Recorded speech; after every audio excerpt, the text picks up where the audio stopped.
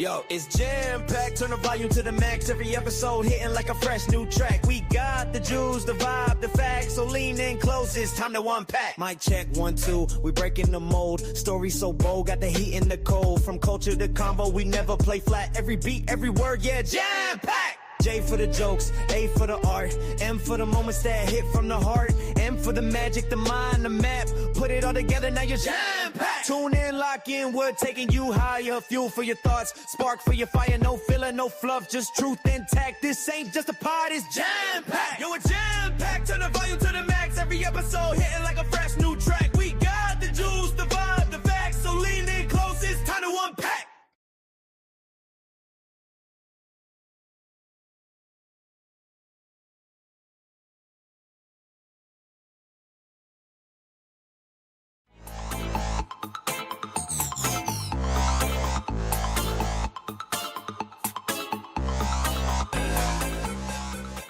Andrew, do you know who Chase Young is? Yeah, of course. No. My point is, I don't either.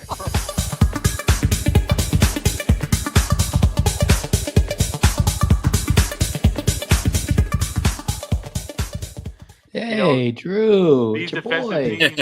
Kate Cunningham, what?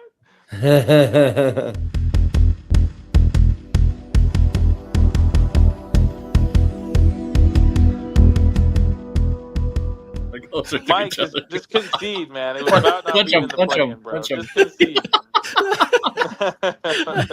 Just concede already.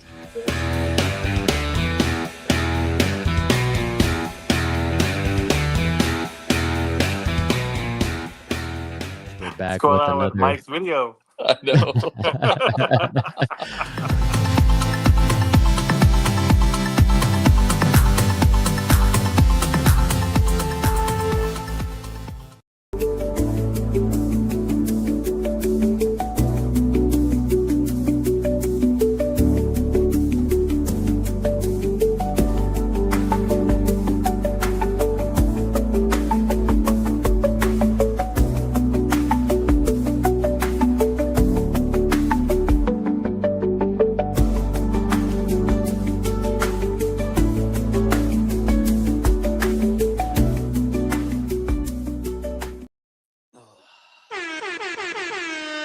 Oh, what up, Jam Packed? Welcome back to another episode. I am MK. I am your host with the most. But I also can't do it with my guys. So I'm gonna bring in my dude, my brother from another mother, John M83. What's up, brother? How we doing? Chilling, man. Good. Chilling as always. And you know him as the fun guy, mostly shy, but not shy with the lies. Little bro. I only say that because he was telling a bunch of lies pre-show, man. What in the world? What was that about? I tell no lies. Yeah, I'm okay. as innocent as can be. And that is about the most words you'll hear throughout the entire show. All right, perfect.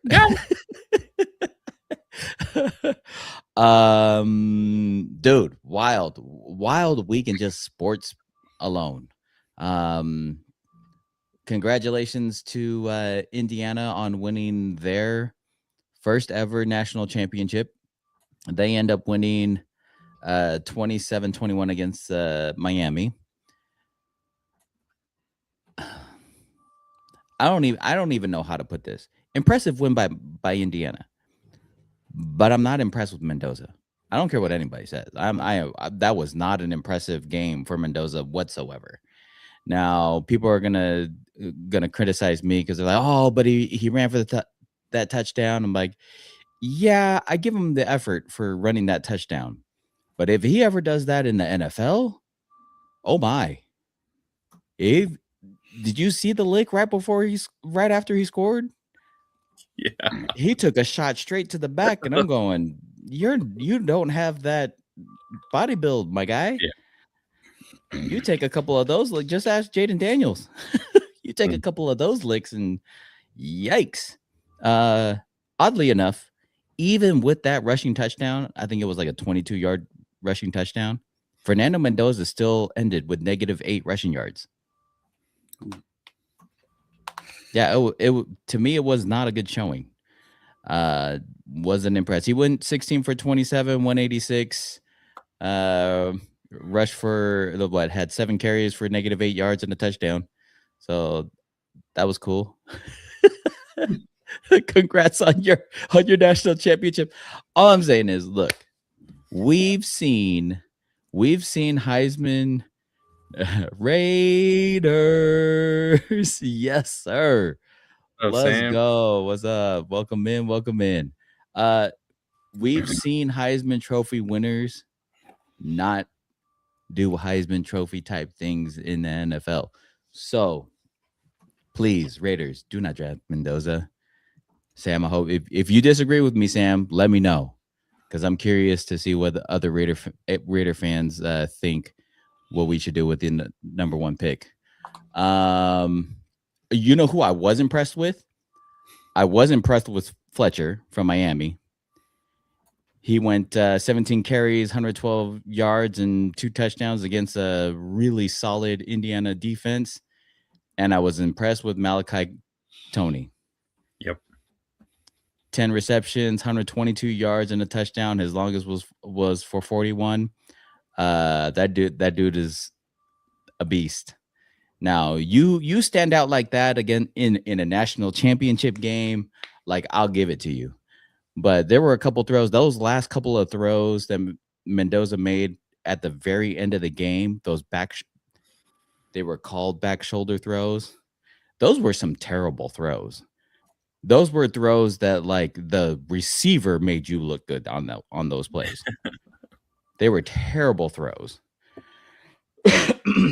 Anywho, congrats to Indiana on their national championship. You guys see anything in that game before I move on? Nothing that you didn't already call out. I just love that that big long 41-yard bomb by Malachi Tony. That catch was a great catch. Got himself a tutty. I think he did well, and he's a huge standout for the team. But other than that, you called everything else that I would have called out. Hey, man. What about you, Bobo? Anything? No, I didn't see it. What? I feel like all things considered, like, Carson Beck had a decent game, right? It wasn't horrible, right? 232, 19 for 32. He threw a touchdown, threw a pick. I think he wants to get that pick back for sure. But other than that, like, I don't think he had a horrible game. I think he played well against a good defense. Right. I didn't think he had a horrible game either. Now let's put this into perspective. Had Indiana not gotten the block punt for the touchdown, they would have lost this game. Sure. Right. Carson Beck, made a errant throw. I mean, was it the right read? Maybe pre-snap, but once you see the safety bailing towards that side and you have him basically bracketed, the throw was definitely underthrown.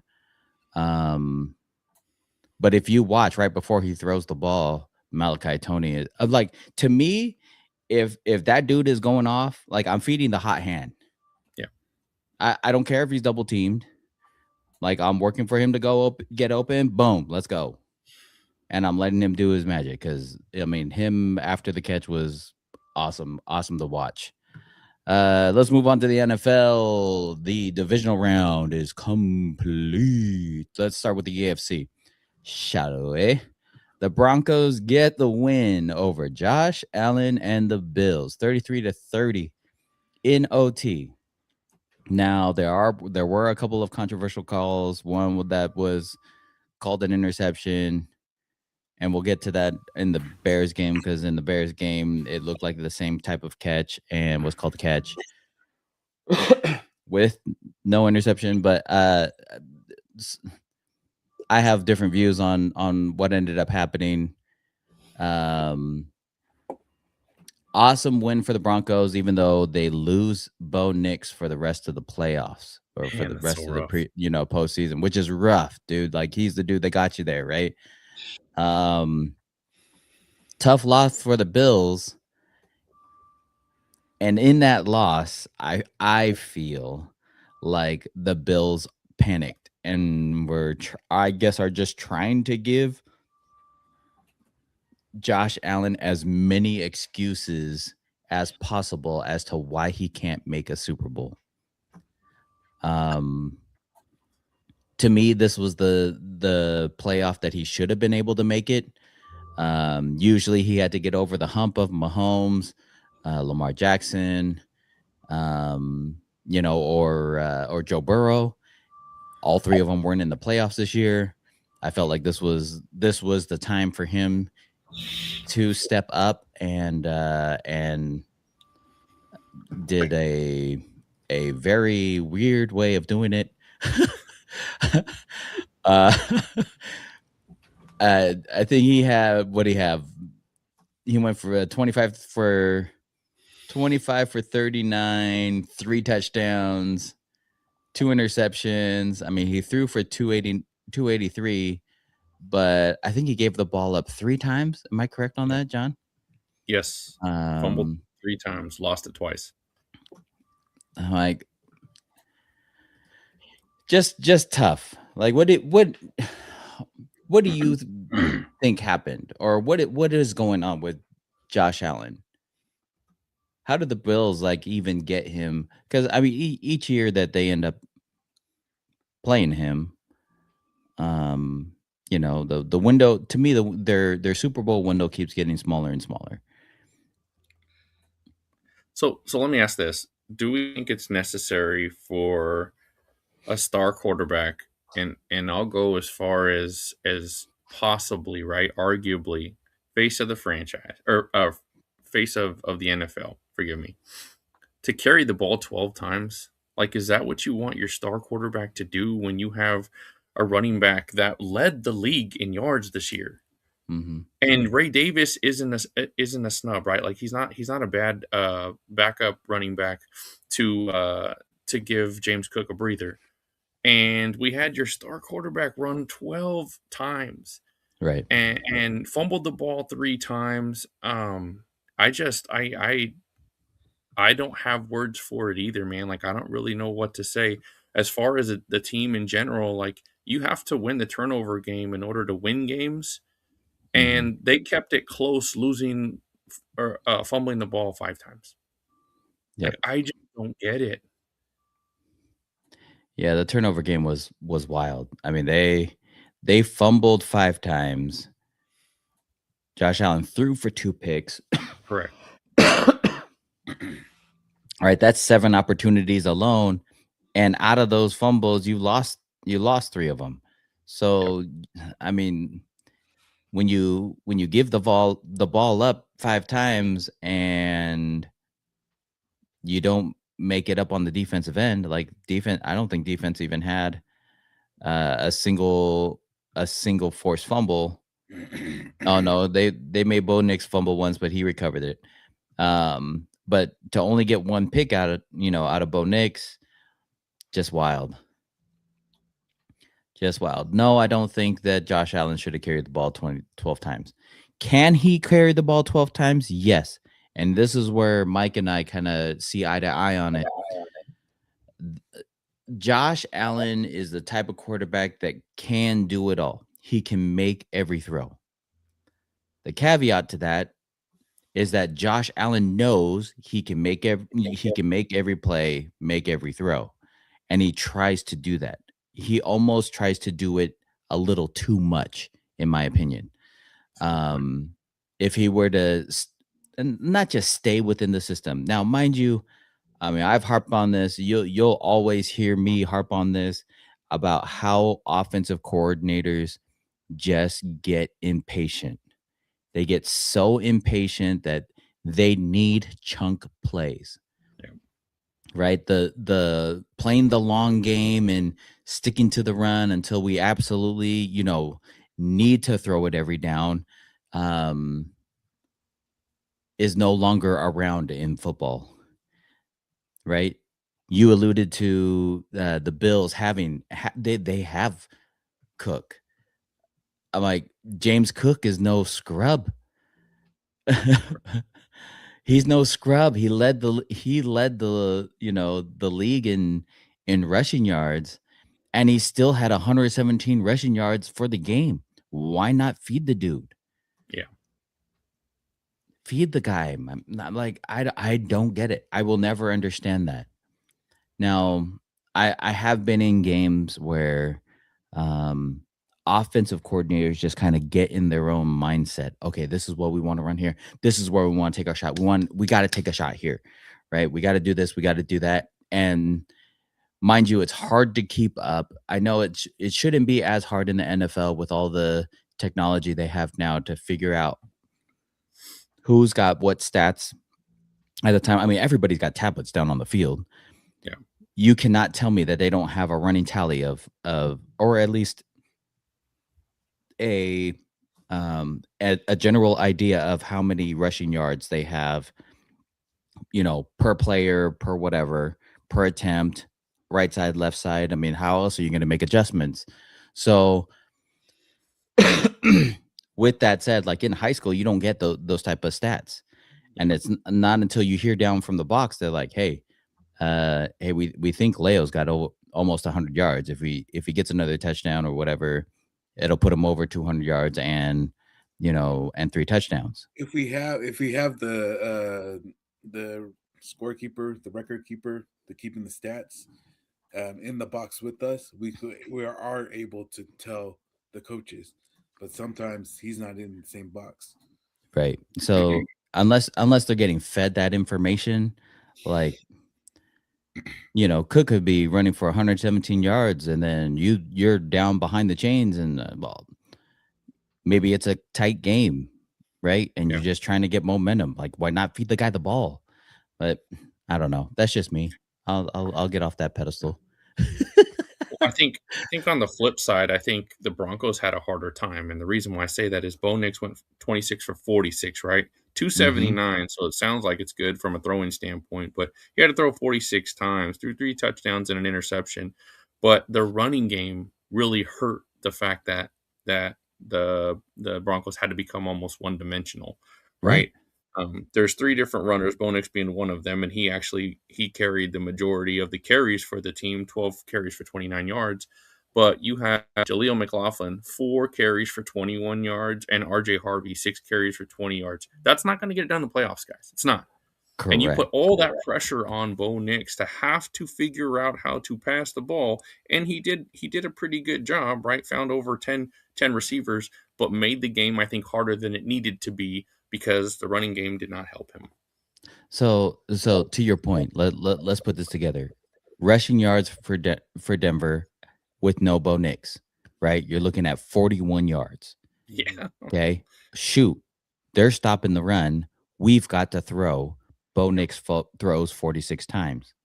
On the flip side, the Bills, without Josh Allen's rushing yards, still had 117 rushing yards with just 1 running back. Okay. And they still made Josh Allen throw 39 times. That's crazy. That's only 7 less throws.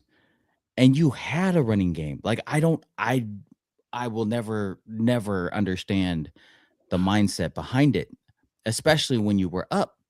Like, oh man, it was just, like, mind you, they did have to play catch up, right? Like, I get that, but dude, I don't know. Congrats to the Broncos. Sorry, your season will end next week. I don't believe that. Do either of you believe Jared Stidham is gonna be able to take them into the Super Bowl? So no, I don't believe Jared Stidham will take them to the Super Bowl. Now, if the defense can be phenomenal, and I mean phenomenal, lights out, does not mess up at all, they have a chance, right? Trent, please forgive me, Trent Dilfer, if you ever watch this, but Trent Dilfer was the quarterback of the Ravens, and their defense carried that team. Their defense in the running game. Like Trent Dilfer was like the guy handing popcorn out there, and that's okay. Like that's okay. Sometimes you just need a quarterback to just game manage, right? And he's got a Super Bowl ring for it. But shoot, it's Trent. Hold on. I'm just kidding. Hey. Sorry, my bad. You're not wrong though. I mean, and they will have to play phenomenal. Where my worry is Patriots are known to run the football. right? They're known to run the football, and you just gave up 117 yards to one dude. They got a two-headed monster in New England, and that's not, which brings us to the next game. Patriots get the win 28-16 against the Texans. Now, this was an absolutely ugly game for Stroud. Like, just absolutely ugly. Stroud threw 4 picks. I mean, he was 20 for 47. So he threw just as much as Bo Nix. Threw for 212, 1 touchdown, and 4 picks. I mean, he was sacked 3 times. I'll give you that. But on the flip side, man, like they had just about as much rushing yards as the Broncos did against the Bills. Okay, they only ended with 48 rushing yards, and that's including 11 from Stroud. So I get the need to have to throw because you're not getting any production out of your running game. But Patriots, however, still got that two-headed monster. Ramondre Stevenson, 16 carries for 70 yards. Not as much from Travion Henderson. I want to say he was hurt, didn't he? He had 12 carries for 25 yards. They still have 105. But this is how I would hope it would translate over with Josh Allen. Okay, we got over 100 rushing yards, right? We can move the ball in the run. Drake May only threw the ball 27 times. Correct. Right? 16 for 27, 179, 3 touchdowns, and an interception. It wasn't a pretty game, but he won the game. and here's what kills me too. Just going back to the Bills for just a second. Like Ray Davis has 0 carries. 0. No attempts even. He had 2 catches, 2 receptions, but no attempts.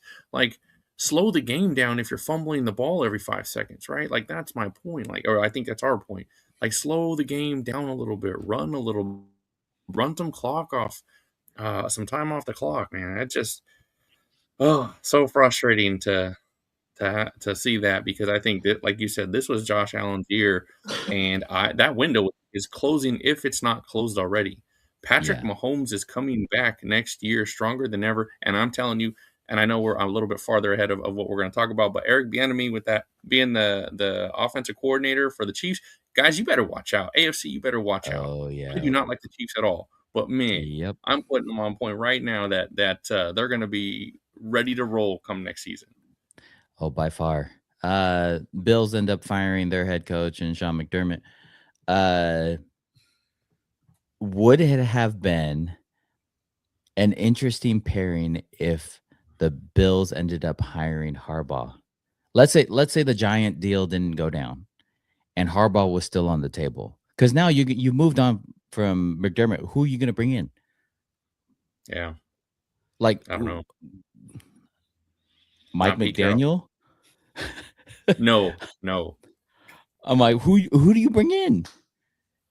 So I would like Harbaugh, and I know he was a special teams coach, like at heart at some point in time, and then became head coach for a while. But I think he was able to turn the defense into a good defense. I would love to see Bill's defense be like that stout, strong Buffalo defense, right? Like that would be great. Yeah. Because I don't think that's their identity. It's not. Like it's a complement to the offensive weapons that they have, or the offensive game that they are tailored to, but they don't have a strong defense week in and week out. You're not right. You're not wrong with that. It almost puts a lot of more pressure on Josh Allen because, like, shoot, I don't know how many points we're going to give up. Correct. At the same time, stop giving this man excuses. At some point, okay. Let me ask you this. Let's say it's not Josh Allen at the helm. Okay. And it's Lamar Jackson. Lamar Jackson will get absolutely crucified. Sure. Oh, he's not clutch. Oh, he's not making the right plays. oh, he's doing this, he's doing, especially with the same performance. If I gave you the exact same stats Josh Allen just put out and said, well, that was Joe Burrow, or that was Patrick Mahomes, right? Like, we would not keep giving them excuses of, well, he doesn't have any weapons. Well, he doesn't have this. Well, he doesn't have that. Well, let's fire the head coach because he obviously is not the problem. Like, I don't understand why we always end up giving this guy excuses, even though the quarterbacks that he was supposed to get over in the playoffs weren't even in the playoffs. I'm like, you're talking about year 2 Bo Nix. Yeah. Oh my God. I got nothing to say to that. You're 100% right, sir. What, year 2? Mm-hmm. Anywho, let's move on to the NFC. We'll go over this game really quick because I know John doesn't want to see this. Seahawks get the 41-6 win over a very, very beat up 49er team. I'll say this. I think the game would be a lot closer if both teams were, or if, both teams were healthy. But Seahawks fans, I get your excitement. Congratulations on moving to the NFC Championship game. But you just beat up the most injured team in the NFL. Mind you, everything went right for them in Philly. Everything went right for the Niners in that game. Let me give some kudos to the Seahawks here. So Seahawks did a wonderful job at stopping the run. Okay, Christian McCaffrey had nothing. Like, if Brock Purdy is not as fast as somebody like Josh Allen, and maybe not as agile, and ran for 37 yards on 5 carries, and that was our best rusher of the game, like, we're struggling, man, right? So I think the Seahawks did a wonderful job of stopping the run. I think the Seahawks bracketed the receivers very well for what we were trying to put out there. And I think the 49ers tried to get a little too fancy, right? When you have a double reverse pitch back to the quarterback who throws it, and we got 1 yard out of that play. And, like, that was deep in the bag of tricks, right? Like, man, and that's my team, guys. So I'm just saying right now, like, that was hard to watch, but we'll call a spade, right? The Seahawks came out. So obviously it was a stab to the heart when you have Rashid Shaheed take one to the house, right? And you're watching your kicker try to slide tackle him like it's soccer. Then you watch when the 49ers go 3 and out, kick the ball back, and the Seahawks are going no huddle, right? And they are just pushing. Their offense is pushing the defense back left and right. So Seahawks had a wonderful game plan. They didn't need a lot to beat us. A lot of mental mistakes, I would say, by the Niners, and it's a game to learn from. Gonna work on the season now, trying to get everybody healthy and try to get as many players back for next year. I know Tesla was mad. We all watched the game together. Tesla was mad at the game, and I wasn't going to say much, but when I saw the reverse, double reverse pitch, whatever, lateral for fourth, all I could see was, "Hey, Coach Klein." Oh yeah, how about we pitch the ball? No. We reverse. Oh, wait. He fakes the reverse. He does a double fake reverse. Man, it was rough. I'm like, when you got to pull out all the trick plays because they're stopping all of your regular stuff, that's not good. That's never a good situation. Kudos to the Seahawks. All right. This was probably by far, to me, was just an awesome game.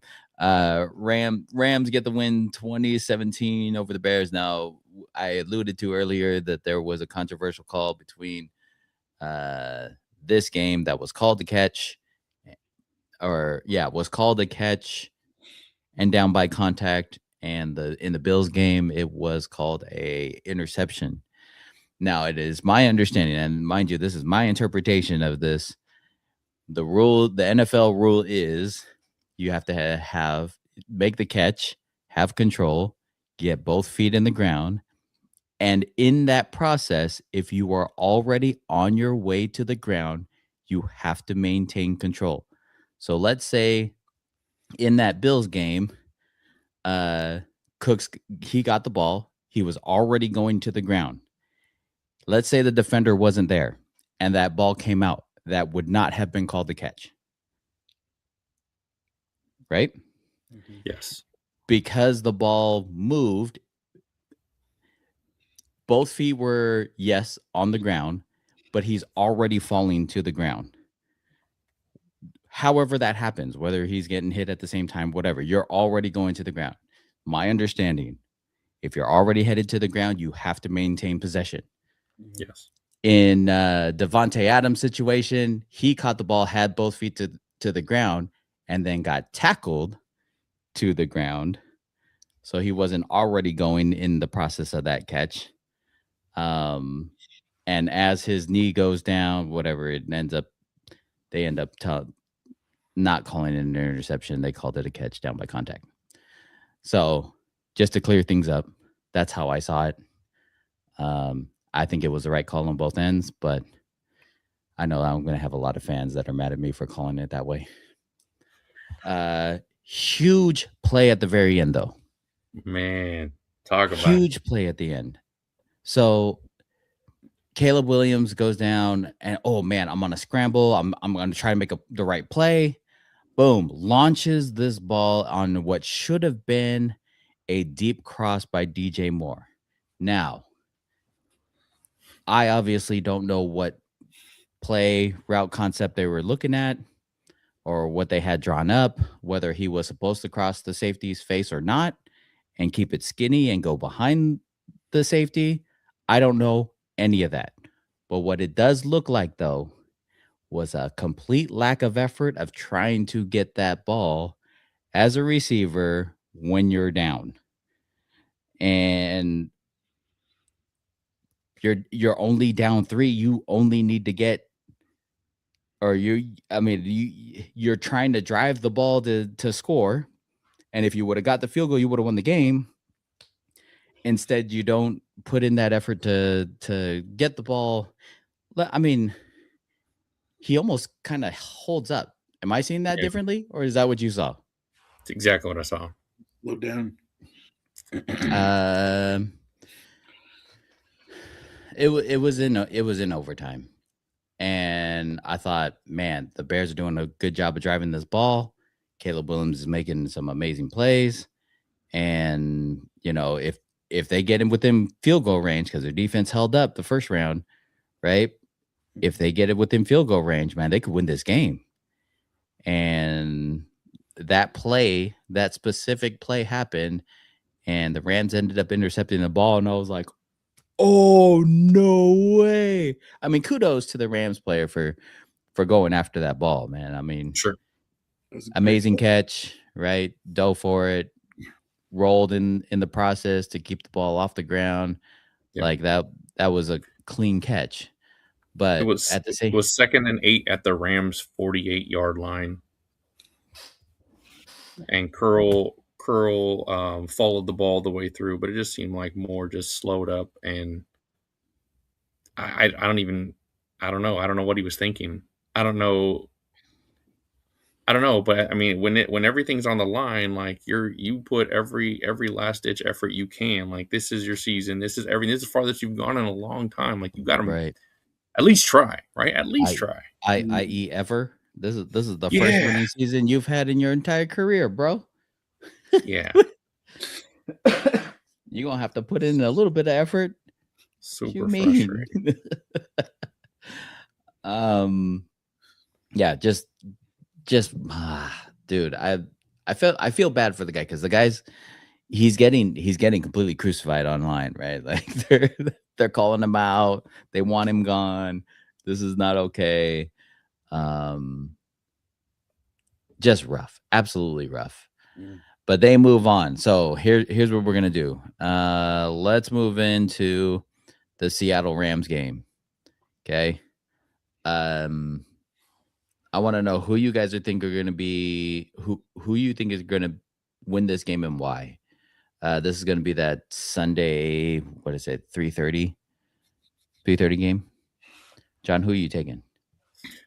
So I think I was on the fence up until I found out Zach Charbonnet's out for the game, and he's actually done for the season. So I think that bodes well for the Rams. And the reason I say that is because the Seahawks have had a dominant, a 1-2 punch from the running game.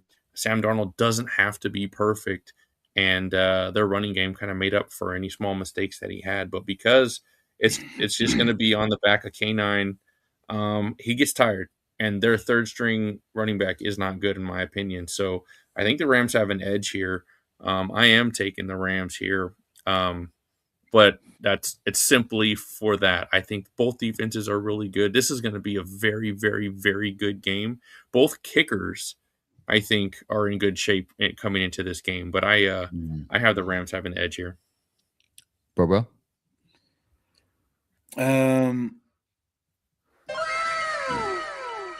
Well, here's okay. It's a championship game. Yeah. And being from Seattle, the bandwagon is starting to jump in. Bruh. Okay. Having that said, the crowd is loud and Lumen Field is crazy. Mm-hmm. I think Seattle might win it because they know how to play in that stadium. I think, unfortunately, the 12 is going to be, part of that crucial element. I don't think the Rams will.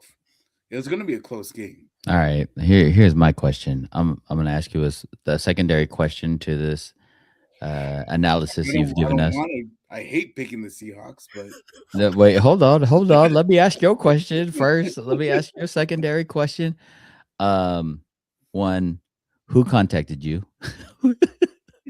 Do you owe any of those cousins money? It's okay if you do. Just be honest, right? It's okay. Let's just be honest with ourselves. So, is that why the heater's not working? My cousin broke down my heater. I gotta owe him. Nui, shame on you, Nui. Nui owns his own HVAC company too. Oh, he knows where I live, man. Come on, Nui. Anyways, I honestly think where the Seahawks massively improved is when they traded for Leonard Williams. Even in this last game, dude, he was the difference maker. I can't even tell you how many times he blew up that offensive line. Now, mind you, it is a very beat up offensive line, but it's not like he hasn't done that in the past. There's a reason he's a sought after D lineman, right? Especially in the middle. And if you can dominate in the middle, it's hard to run anything else. That said, I still think the Rams have a little bit of an edge. I know Seattle's favored right now, but because they're at home, and hopefully, I mean, I know Seattle's going to be loud. They're always loud, but they'll be even more loud during this game. It'll be interesting. And I'm going to caveat this. I think the Rams have the edge, but when we go over the next game, I kind of want to see what you guys are going to think. Okay, so let's go up to the AFC. You got Broncos Patriots now. We talked about Bo Nix being out. Let me put that back up. Boom. We talked about Bo Nix being out. Stidham starting, which is why Patriots are favored by 5.5. Broncos Patriots. John, who are you taking? I'm taking Keyshawn Booty and the Patriots. Patriots, bro. The same. Patriots. Okay, so this is the only reason why I think it'll end up being a freaking rematch of the Seattle Patriot Super Bowl. Is that going to be a well-watched Super Bowl? I don't think so. But I mean, there are a lot of Patriot fans. Thanks, Tom Brady. I blame you. Patriots, I think, are going to win that game. I don't see Jared Stidham making it out. Like you said earlier, John, Broncos are going to have to play some amazing defense. Yeah. And stop the run. You got to. You can't give up 117 yards, bro, because you're not going to have that quarterback to bring you back. No, they'd have to load the box, right? They'd really just have to load the box. Yep. And Drake May will make you pay, I think, if they did. So what's crazy is that Stidham's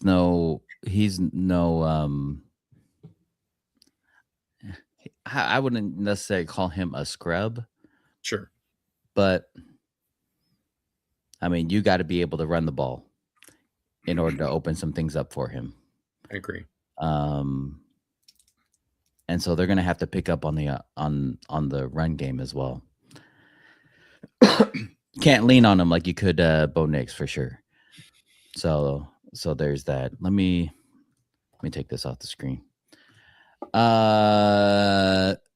Who do you guys think is going to be out of the four? Who do you guys think is going to be the Super Bowl winner? If you're watching right now, please let us know in the comments as well. I want to know what you guys think. Who do you guys going to win the Super Bowl? Likelihood, go. Patriots.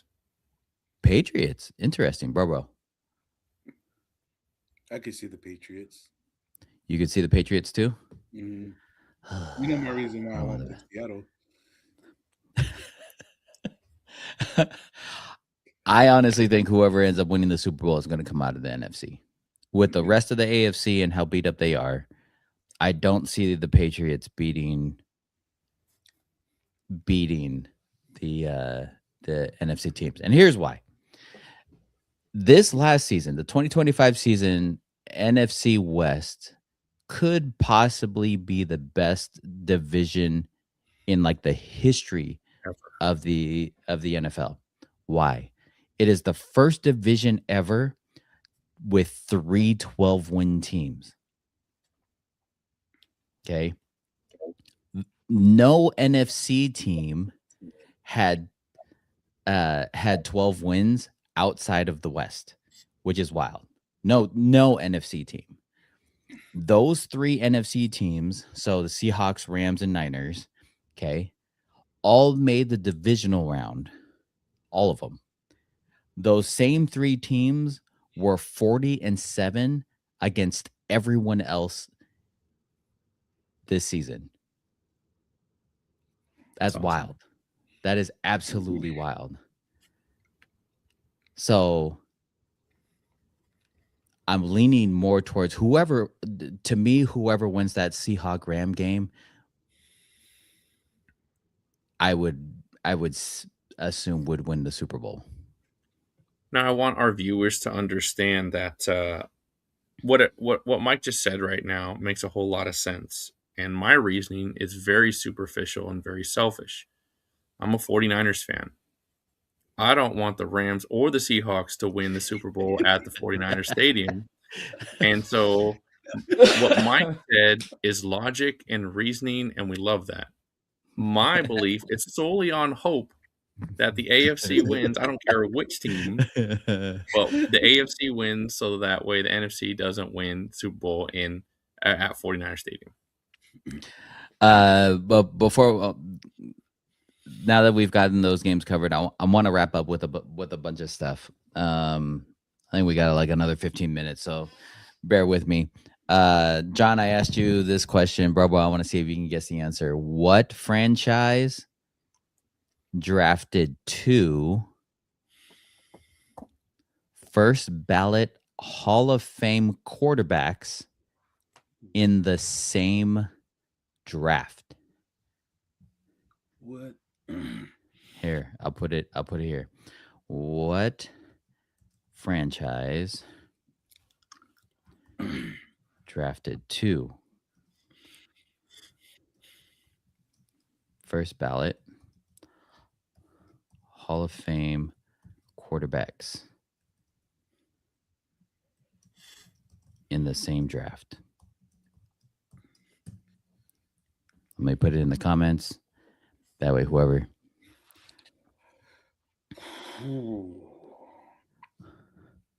I can't even. That looks like an exclamation mark.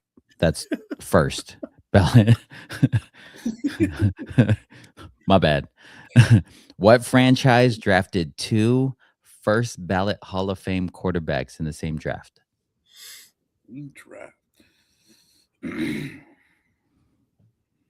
I'll give you bonus points and extra time if you can even come close.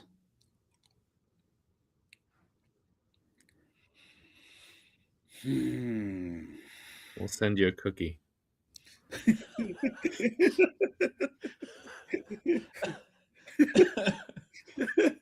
I already can't breathe, and then you.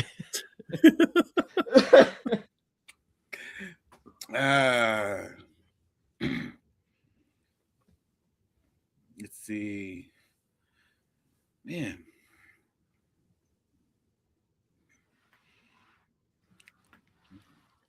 Take a wild guess. All I could think of either Niners. With who? What 2 Hall of Fame quarterbacks are you thinking? Drafted in the same draft class? I don't know. No doubt. Okay, I'm going to give you a heads up. It is not a football franchise. It's not a football franchise. What's that? The Bears? No, not football. I'm not a football team, bro. Football. Oh. Embarrassing. Not football. It has to be baseball.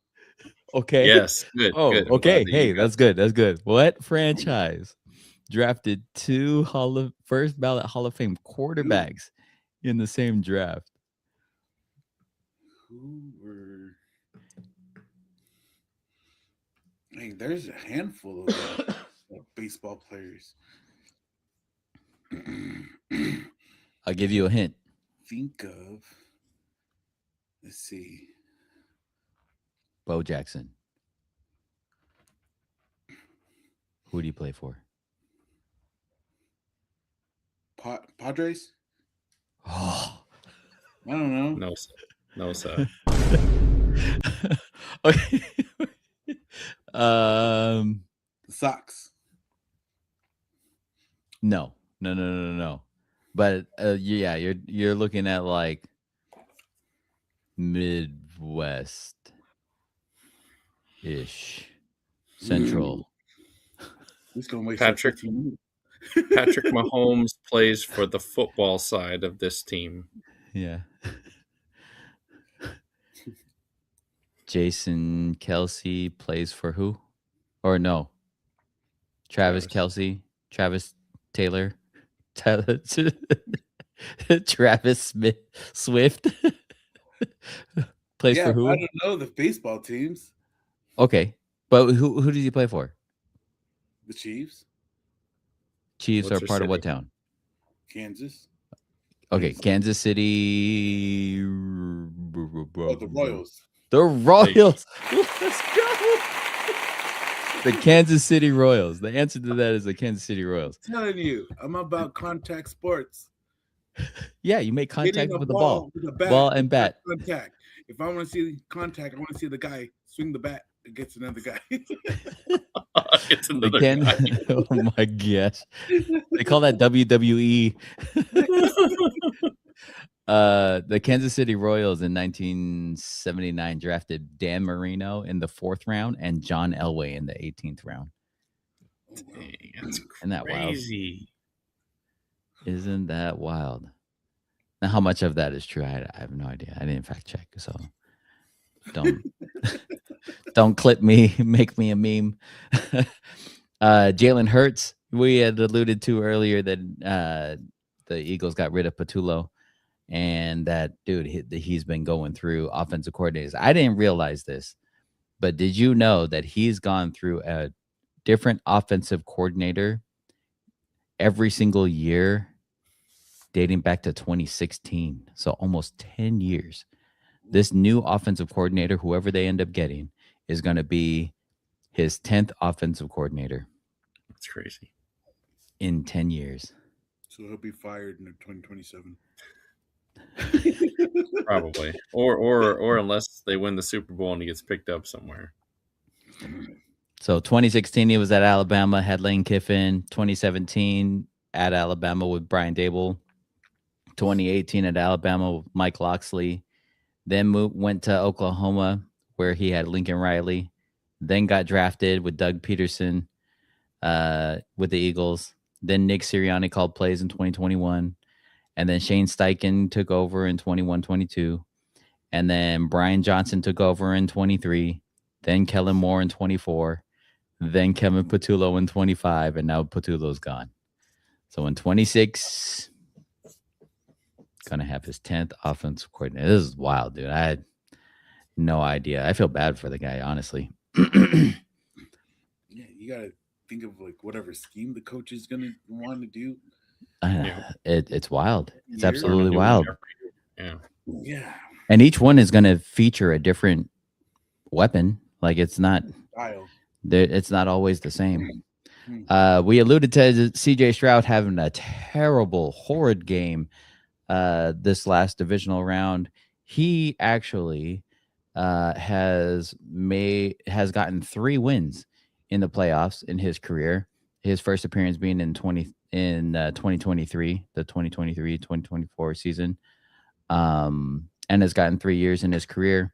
That is 1 win more than the other Texan quarterback, Dak Prescott, who only has 2 playoff career wins, his first appearance being in 2016.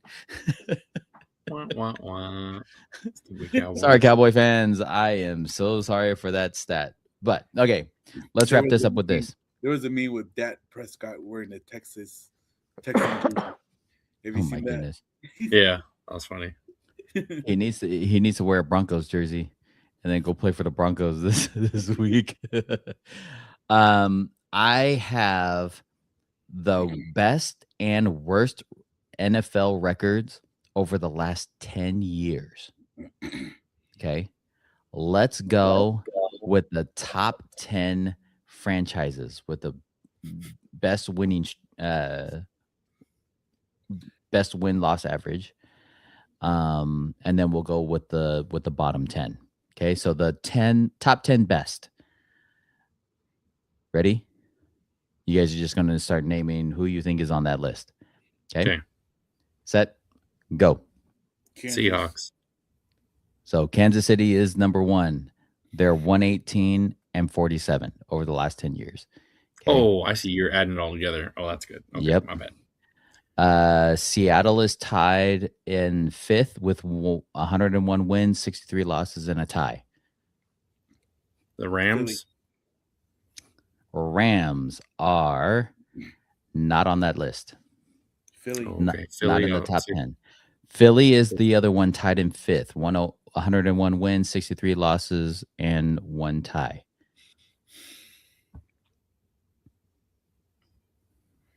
So you got 3 out of the top 10. Go ahead. The Bills.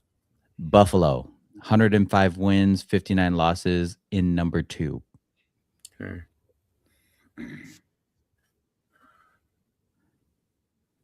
Think about who is always in the playoffs. The Niners.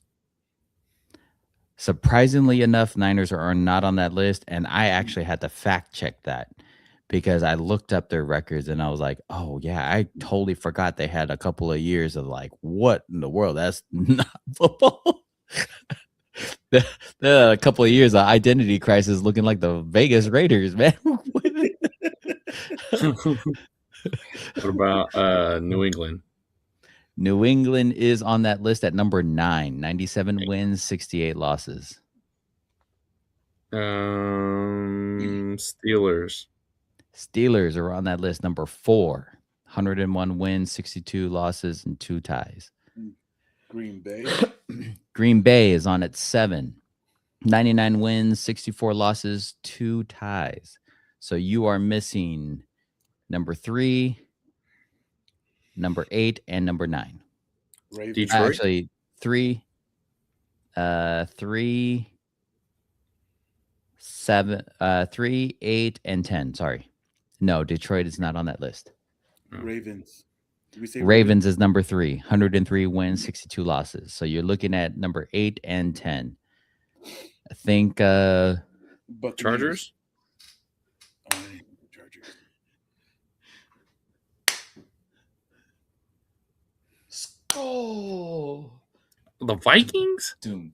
Skull. Minnesota is ranked at number 8, 97 wins, 67 losses, and a tie. Number 10 is going to surprise you. I mean, kind of, but not really. We just talked about their quarterback. Broncos. No. As him not. Oh, Dallas. Dallas, 97 wins, 68 losses, and 1 loss, and 1 tie. So now let's go with the top 10 worst teams. Okay. Jets. The bottom 10, if you will. The Jets, ranked at the very bottom, number 32. The Raiders. 49 wins, 116 losses, bro. I was wowed by this stat. Ranked at the very bottom. Jet fans, I feel for you, man. Like, I'm a Raider fan, and I looked at this list and I was like, I was feeling pretty good about myself.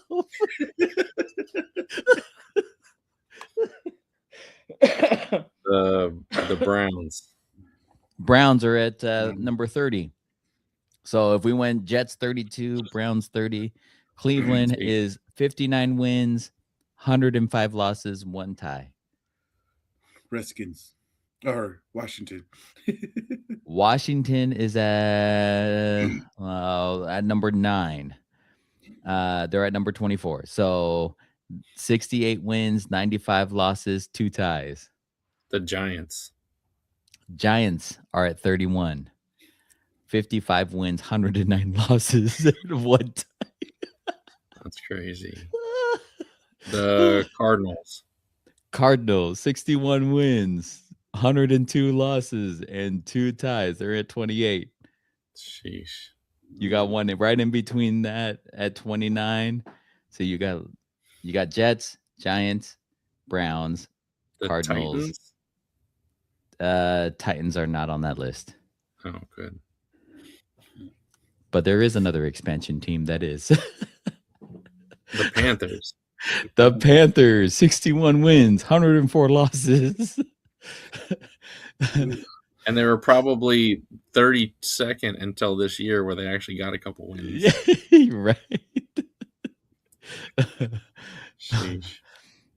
So you need number 27, 25, which is shocking. Okay. Considering they were both in the playoffs this year. Did I say the Saints? The Saints are not on that list. Oh, okay. You said so 2 teams are in the playoffs this year. The Jags? Jags at 27, 63 wins, 102 losses. Then let's go with the Texans as well. Texans are not on that list. So there's 2 tied at 25. You haven't got either of those, and you don't have the guy at the 23rd spot. So you're missing 3 teams. Dolphins. Who said Dolphins are not on that list. The Raiders. The Raiders are tied at 25. 68 wins, 97 losses. We hadn't even gotten 100 losses, bro. This is great. I feel so good about myself. Y'all make fun of the Raiders? Let's go. The Falcons. Falcons are not on that list. The other one that's tied at 25 with the Raiders made the playoffs. Should have won this last game. Lack of effort from a receiver got them. The Bears? The Bears. No 68 wins, 97 losses. Okay. You're missing one last team. The and Colts? It wasn't until Mr. Cool showed up and had 2 massive weapons. Bengals. The Bengals, 71 wins, 91 losses, and 2 ties. Sheesh. Attaboy. Nice work, guys. Nice work. I had to tell you the thing that came across my feed, and I was like, ain't no way we're not at the bottom. Yes. Yes. Oh, I was feeling great. And then I remembered, I'm like, oh man, this is like the bottom 10 though. It's too much. Absolutely too much. Woo. For those still watching, make sure you subscribe to us on YouTube at JAMM Packed Podcast. Click on that notification button to view us live. We are live every Monday night, 9 p.m. Pacific Standard Time, until I move us on platforms, which will happen sometime soon. Follow us on Instagram and Facebook at JAMM Packed Podcast. If you want to reach out to us, reach out to us on Instagram. We love getting to know everybody. Yeah. Anything else happen in the sport world that we need to cover? Robert Saleh just got. Oh, sorry. Go ahead. Robert Saleh just got picked up by the Titans as head coach. Oh, hey, let's go. That's breaking news. I didn't even see that come across my feed. Yeah, that happened right before the pod started. Let's go. Ooh, look for a solid defense there. They already had a tough defense. Dolphins ended up hiring defensive coordinator, the Packers defensive coordinator, Halfley, as their head coach. Trying to think which ones we ended up setting last. Petzing gets the OC job at the Lions.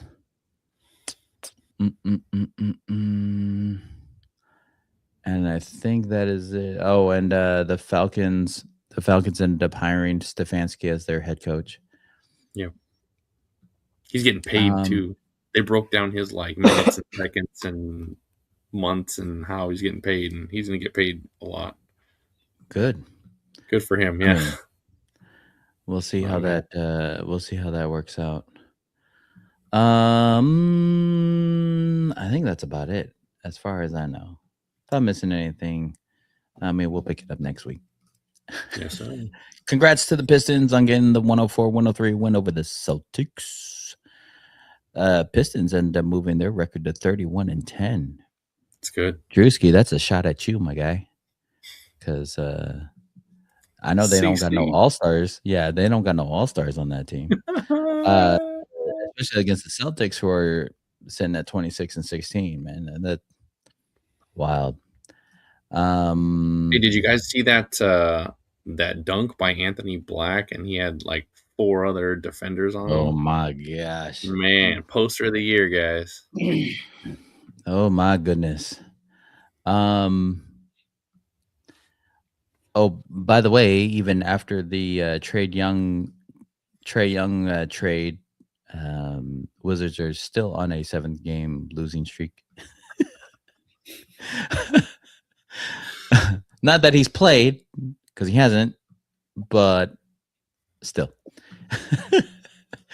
Oh man. Anyway, we hope you enjoyed this episode of JAMM Packed.